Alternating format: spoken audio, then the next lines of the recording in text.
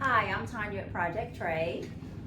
Hi, and I'm Greg with Fentanyl Fathers. And what we've done is we've combined forces to become Angel Army. Why don't Yes. you show the logo there? Angel Army, one shot yo. Now, what is the one shot yo? No cheating, asking baby Jesus. Okay. What does that stand for? So one shot yo is we have one opportunity, one shot, and we can't blow it. Yo, Did you get that from any musician inspired? the most coolest rapper ever, Eminem. Oh yeah, from Detroit, where I'm from. Yes. Well, listen, we're here to talk about a subject today very near and dear, or maybe not so dear, to bereaved parents' hearts, and that is the dumbest thing that people say to you to relieve you of the grief you're going through. Yeah. Top 10 list, go. What's your number one?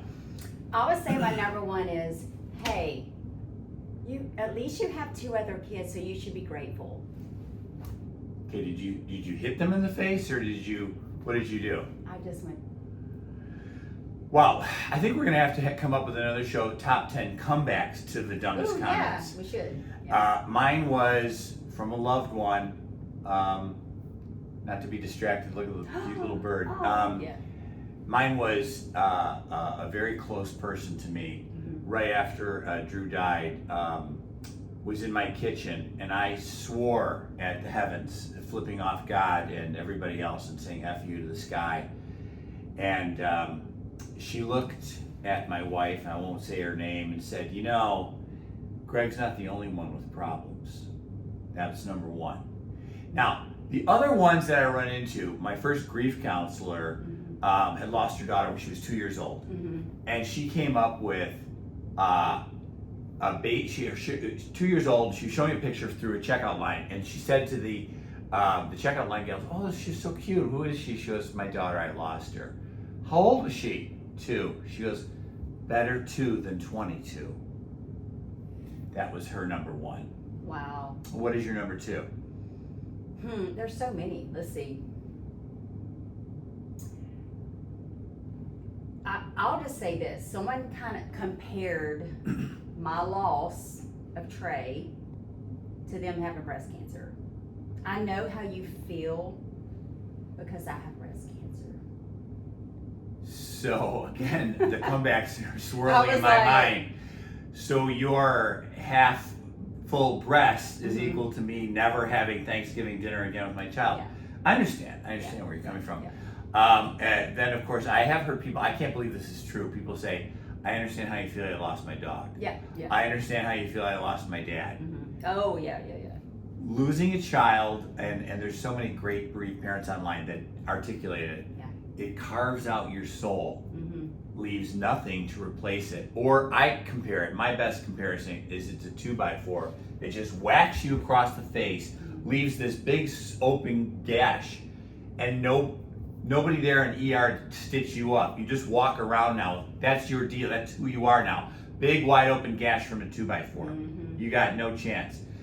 Getting out of bed in the morning, that's a challenge for bereaved parents, because the bullet that takes out these children, these teenagers, and thanks to Lost Voices of Fentanyl, April Babcock for lending us, one of our favorites that we talk about is Rain. We talked about her today at a school assembly, which we were very, very blessed to have been covered on the news not 10 minutes ago. Yeah.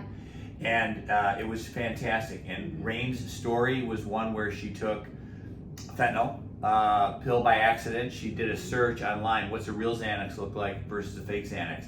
And the ironic thing is, just 1 month earlier exactly, she had lectured her class about the dangers of fentanyl. It's on video, and we show that to students, and then we say, this was Rain 1 month later, show her tombstone. Thanks to her great mom, Carla, and her dad, Moses, for lending us that video footage. It really gets the lot of gasps in the crowd. But here's my one of my pet peeves about being bereaved. Okay, you're a freak now, and excuse me, my closest people to me in my family. I love my younger sister. I took her out recently. We had a nice cup of Christmas tea together, and I could be straight with her. And I said, Let me give you a report card on how you've been with my loss, my son Drew. F minus. You couldn't have done worse because they did nothing. They disappeared. Now, I don't mean to rip on them, and Yeah. I hope they don't see this, so I have more further distancing. But being silent is the last thing. You know, at Fentanyl Fathers, we meet every Monday night. I consider us like the firemen during the 9/11 who go run into that burning building, know it's going to come down. I know what we're running into, but I've also heard from people like April Babcock that bereaved parents, the little group that we are, and it's really growing, there's 1 million of us since 2019, are the only people I can belly laugh with. Oh, absolutely, yeah. I feel the same. I can only be myself fully around other bereaved parents. And isn't that crazy? So real laughs, like genuine, really, really real laughs.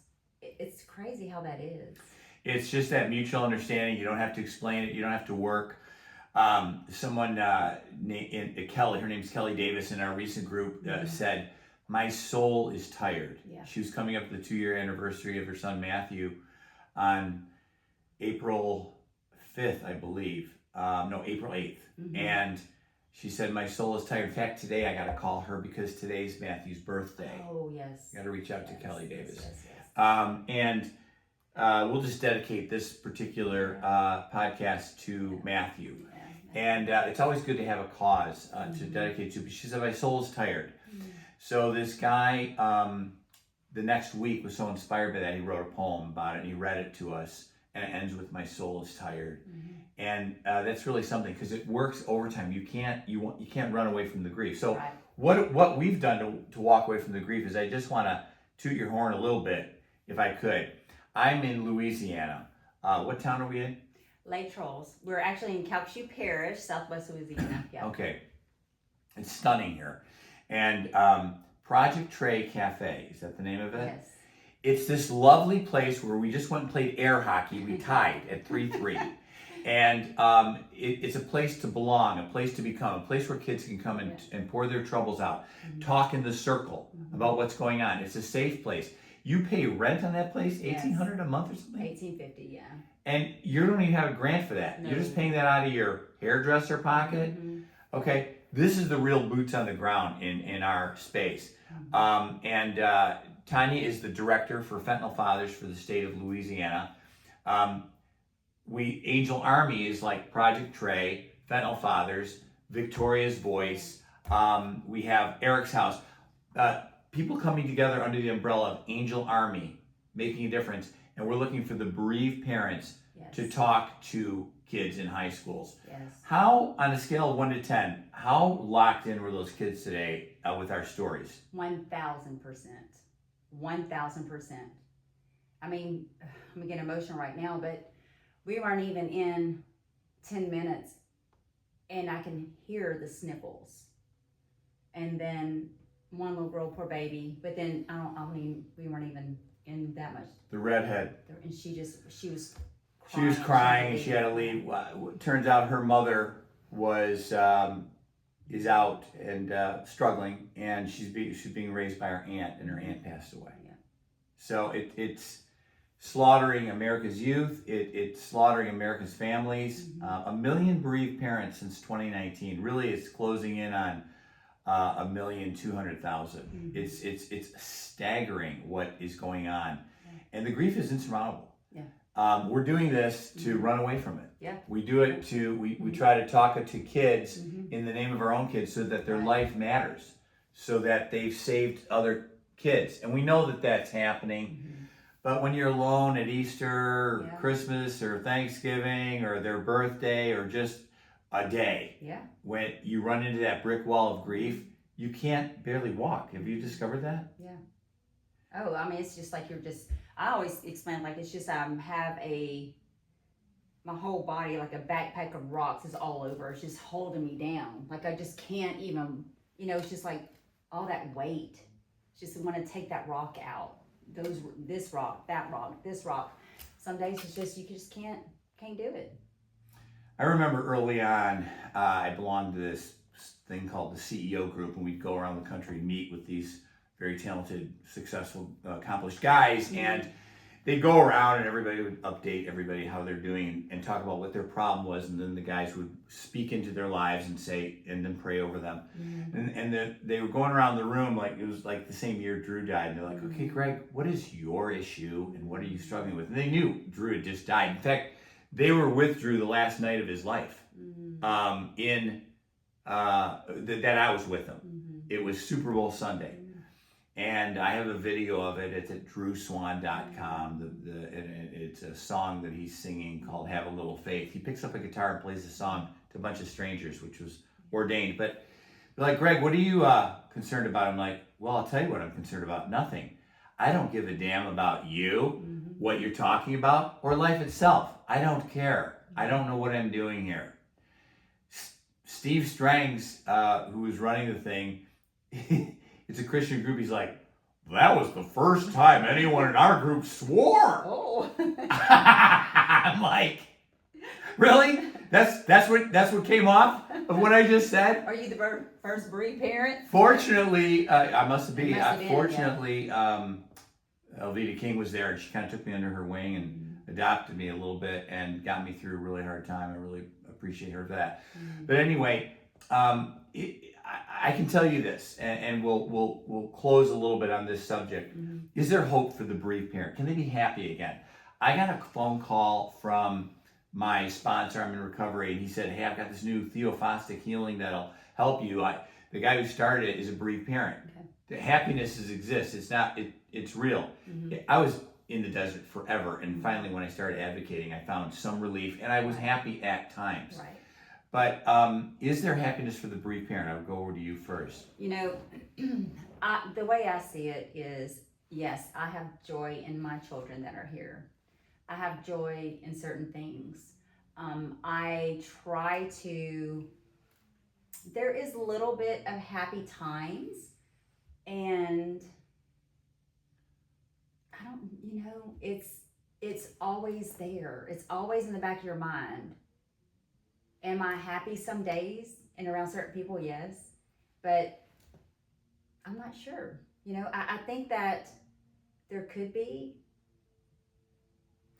Well, I'll tell you this, bereaved parents. If you think that happiness is unattainable anymore, you're absolutely right. Thank you, Jesus. Thank you, baby Jesus. I was literally a kid. I was like 11 years old. I saw this girl, Laura Carey, killed in front of me.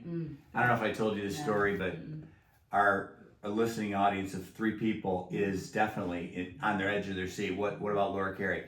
My mom and I were pulling out of a baseball game. Someone saw a funnel, and she ran out in front of a car, got killed. I didn't know it was Laura at the time, but she lived behind me. I saw her lying there, and her friend Joyce yelling for Laura, Laura. It was just a horrendous scene. I'll never forget. But as the year went on, I would see Mrs. Carey at church walking up the communion aisle, and the circles under her eyes, literally, and I watched it. I'm an artist. I've got an eye for things. Got darker and deeper and grayer, and I'm like, somebody put a makeup on her at least. Come on.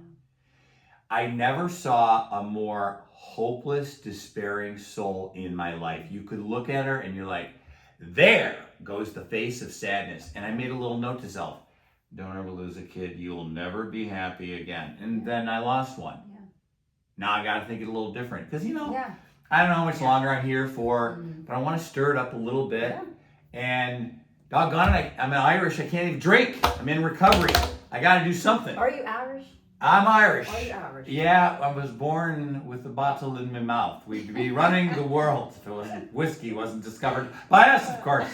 But no, so you got to get out and do something. Yeah. I think it's our responsibility to get out there and tell the 26,727 schools, heads up, kids. Yes. It's life or death. Yeah. Find another way to get some thrills. This one kills you. And nobody's really taken responsibility for doing that directly to kids. Right. They want to get out there with videos, and they want everybody to pipe in, and it's doable with the Angel Army, I would say. Absolutely. Any closing thoughts for our opening segment here? Well, I'm just thankful. I'm very thankful. I always say I'm thankful for meeting other parents. I call us Philomas. because it's Right. Yeah, I have it on. I have a tattoo. Oh, Paloma. well then it's really Yeah. serious. Yeah, Okay. and I have Trey's name. Paloma. I love Paloma, that. and it has Trey's name in Morse code underneath. I So, love that. Yeah, so That's so cool. that's who we are, and it means a natural order. So that's who we are. So when I meet other Palomas, we do give each other that push. Yeah. Because other people don't. you Yeah. know, and because if you haven't lost a child, you don't know what it feels like. Yeah. And I just say to people, like, if you know someone's lost a child, please give us grace. Please give them grace, because it is Ask a them. lifelong thing. Yeah, ask about their child. Run into that burning building. Ask Yes. them about their kid. Please Tell me ask about their what kid. he'd be doing right now. Would Yes. he have kids? Would he be married? Or like even like what He's was missed, he yes, mattered. He mattered. And what was the tell me about him or her, because that's one thing everyone's scared to say our kids' names. And when I meet another parent that's lost a child, I'll say, tell me about them. Tell me about your child. What were his or her hobbies? What were they like? Because we want that. We want that with our children. And there's so many people out there that, like you're saying, like we have families that never mention our kids. And so many people are out there saying. Well, I ran into this really swell guy. His name's Michael De Leon, and he really impacted me on the phone the other day. He's got his own struggles in life, which he's transparent about, and I pray for all his successes and what he's up against. But he said, I either believe or I don't. It's one or the other. Yeah. He goes, and I do. Yeah. So I put it in God's hands and leave it with him. And of course, as Mother Teresa said, don't tell me Jesus is all you have until Jesus is all you've got. That's right. And Jesus is all we got. In fact, That's it. we're going to close this out and see if we can hear maybe a message from baby Jesus Hey, as we close it out. Yeah. I think, as baby Jesus, that everything these guys were saying is absolutely accurate. Call your loved one who lost a child. All right. Thanks for tuning in.